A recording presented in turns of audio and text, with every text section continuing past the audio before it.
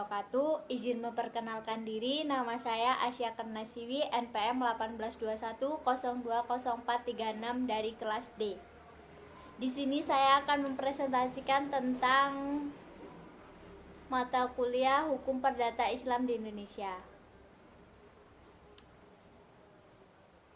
Untuk pengertiannya adalah pengertian hukum perdata Islam. Hukum adalah seperangkat peraturan-peraturan yang dibuat oleh berwenang dengan tujuan mengatur tata kehidupan bermasyarakat, yang mempunyai ciri memerintah dan melarang, serta mempunyai sifat memaksa, serta mengikat anggotanya dengan menjatuhkan sanksi hukuman bagi mereka yang melanggarnya.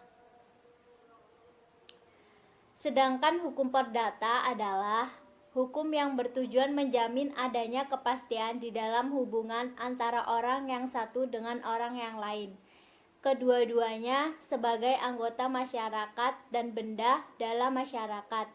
Dalam terminologi Islam, istilah perdata ini sepadan dengan pengertian muamalah.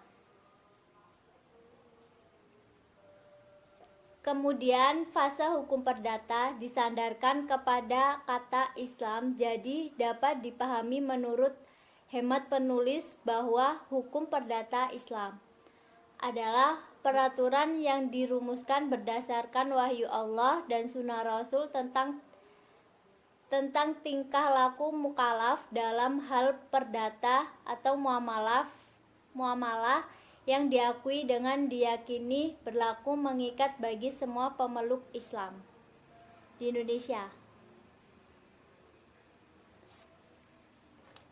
Menurut Muhammad Daud Ali, hukum perdata Islam adalah sebagian dari hukum Islam yang telah berlaku secara yuridis formal atau menjadi hukum positif dalam tata hukum Indonesia, yang isinya hanya sebagian dari lingkup muamalah. Bagian hukum Islam ini menjadi hukum positif berdasarkan atau karena ditunjuk oleh peraturan perundang-undangan. Contohnya adalah hukum perkawinan, kewirausahaan, wasiat, hibah, zakat, dan wakaf. Di sini ada latar belakang.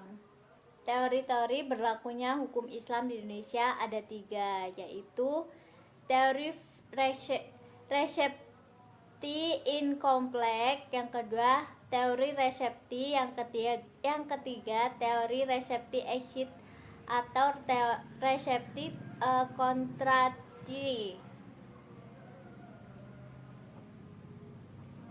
Yang pertama, teori resepti incomplete adalah memperlakukan hukum Islam secara penuh terhadap orang Islam karena mereka telah memeluk Islam. Teori resepti incomplete dimunculkan oleh Van de Beek berdasarkan kenyataan bahwa hukum Islam diterima secara menyeluruh oleh umat Islam. Yang kedua, teori resepti. Maksudnya, pemerintah kolonial Belanda ke Indonesia membawa perubahan-perubahan dalam melaksanakan hukum Islam.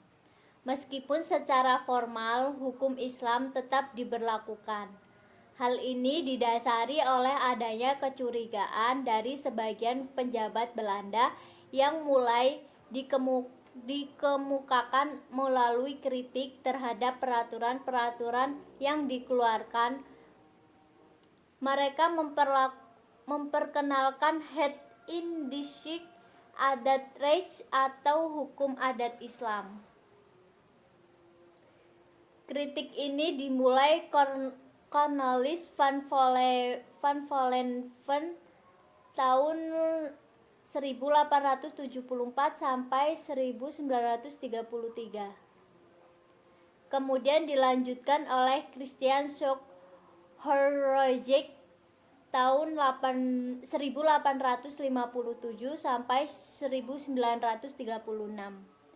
Penasehat pemerintah Hindia Belanda tentang soal-soal Islam dan anak negeri.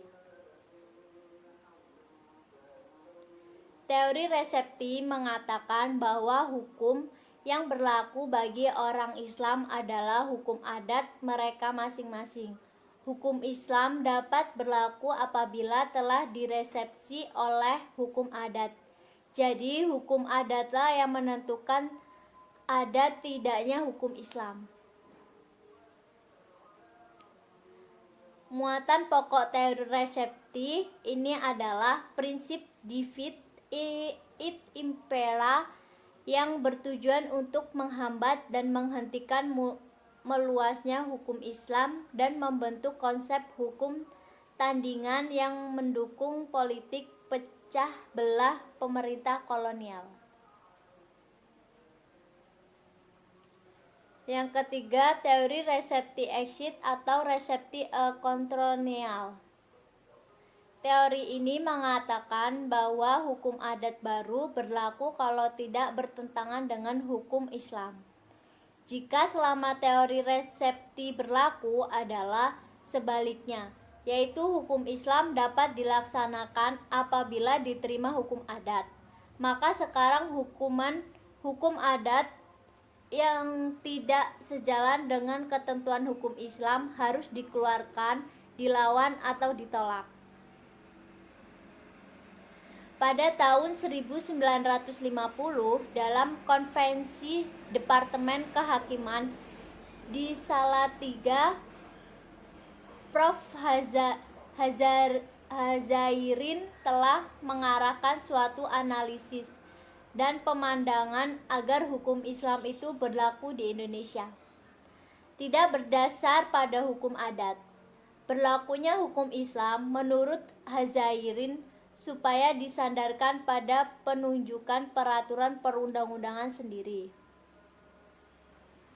Sama seperti hukum adat selama ini, yang dasar memperlakukan hukum adat itu sendiri adalah berdasarkan sokongan peraturan perundang-undangan. Karena itu haruslah dipersiapkan dan dibuatlah perundang-undangan terhadap hal itu. Hukum perdata Islam dan kekuatan hukumnya di Indonesia. Apabila hukum perdata Islam dan kekuatan hukumnya dianalisis secara ketatanegaraan di negara Republik Indonesia, dapat dikatakan bahwa asasnya adalah Pancasila dan Undang-Undang 1945. Demikian juga munculnya kompilasi hukum Islam yang menjadi pedoman bagi para hakim di peradilan khusus peradilan agama di Indonesia. Hal ini merupakan pancaran dari norma hukum yang bertuang dalam pasal 29 Undang-Undang Dasar tahun 1945. Oleh karena itu, pemberlakuan dan kekuatan hukum Islam secara ketatanegaraan di negara Republik Indonesia adalah Pancasila dan pasal Undang-Undang 1945.